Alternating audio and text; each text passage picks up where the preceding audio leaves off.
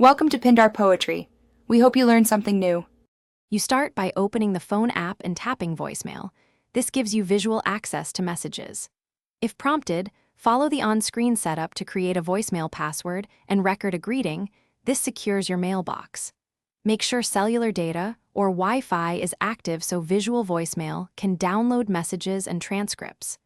Once done, you'll see a list of messages with timestamps and caller info. This immediate view speeds triage and helps you decide which messages to play, save, or delete.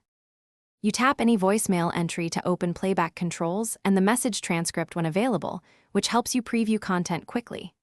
Press play, switch to speaker, or use the timeline to scrub forward and backward. These controls make scanning efficient.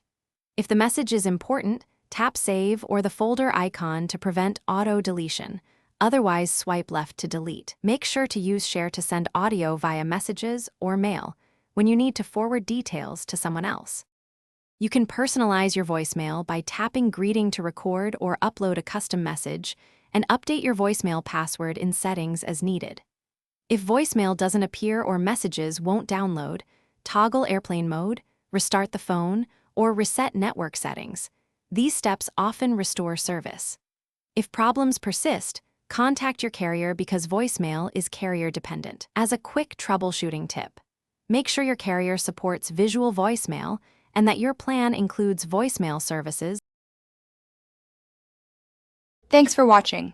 Consider subscribing if we helped you.